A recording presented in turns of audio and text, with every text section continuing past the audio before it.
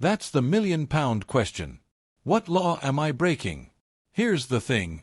In the UK, the police cannot just demand your details or force you to move along because they feel uneasy. They need legal grounds. Trespass is not criminal. That's the key difference officers often miss. Police have no automatic power to arrest for civil trespass, only to intervene if it escalates into something like aggravated trespass. However, none of that applies here. The officer can't articulate any lawful power. Yet, she still insists. Don't get bullied or confused about your rights. My UK Rights Guide shows you in plain language what the law really says and how to handle police encounters with confidence. Link in the description.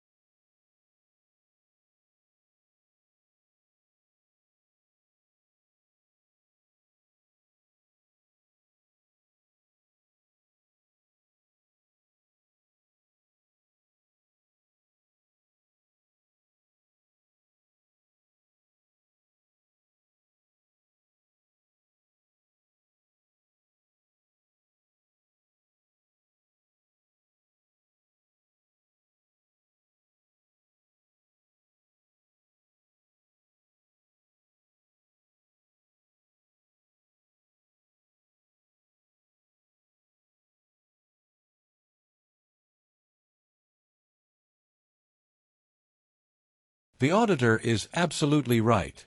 If there are no signs, no restricted access, no authorized staff only, not even a painted line, under UK law, the public can reasonably assume they're allowed to walk through. That's called implied right of access. At worst, this could be a civil trespass. And as we know, civil trespass is between the landowner and the individual, not a matter for police.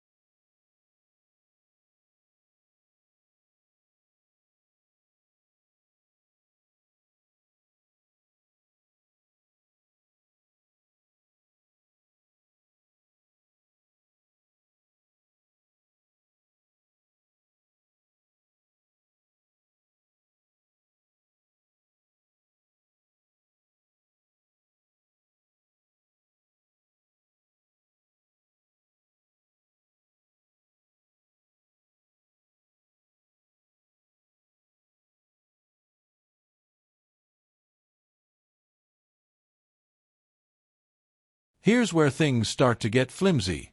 The officer says the auditor could pose a security risk, but security isn't based on feelings. It's based on objective facts. If this site was truly restricted, there would be gates, fences, and keycard doors. The fact that anyone can walk straight in shows a failure of police security planning, not grounds to intimidate the public.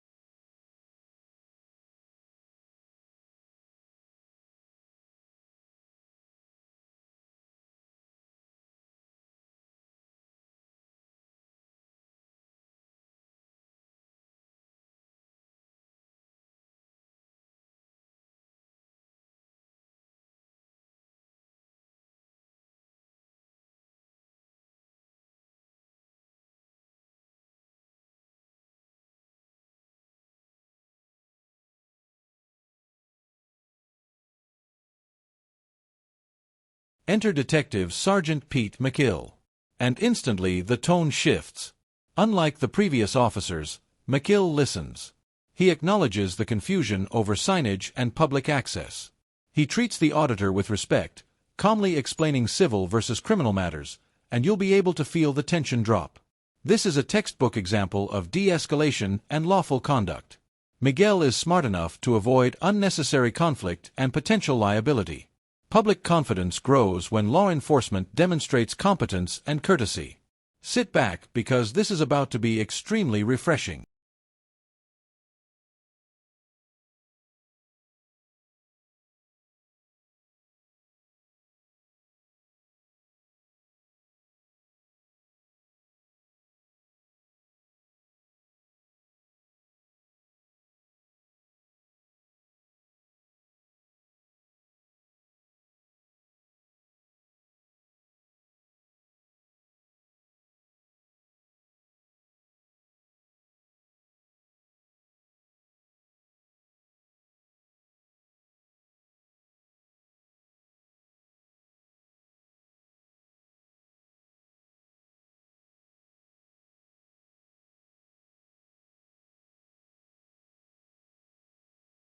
Notice here how Sergeant McGill doesn't interrupt. He doesn't guess or assume. The auditor is providing a real-time account of potential misconduct. Without someone observing and reporting this, minor breaches like idling on double yellows or misusing phones can go entirely unnoticed. This is exactly why audits are vital to maintain transparency and to reinforce that even small actions by officers are still subject to legal standards.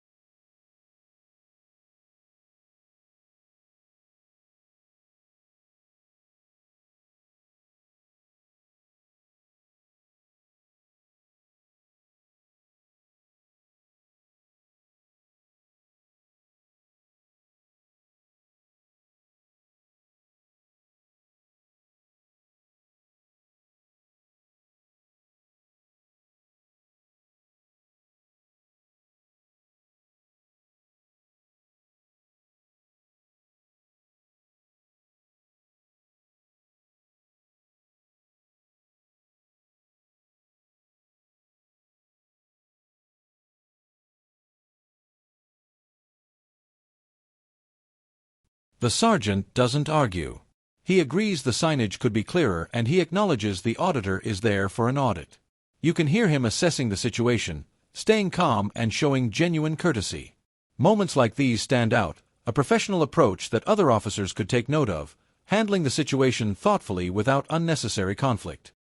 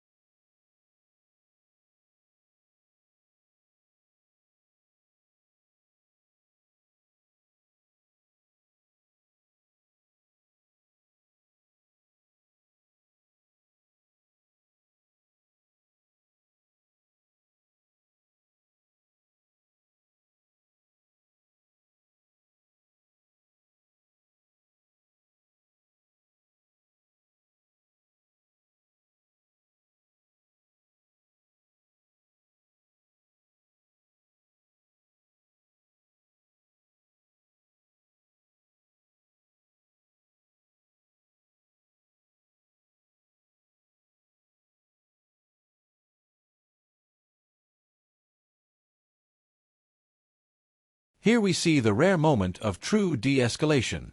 The auditor stands firm within the law, and the sergeant treats him with respect. There's no bluffing powers, no unnecessary confrontation, just calm, reasoned dialogue. For viewers, this is instructive. Accountability works best when officers acknowledge concerns, understand legal context, and communicate clearly. Without audits, moments like these where law, civility, and professionalism intersect, this would never have been highlighted.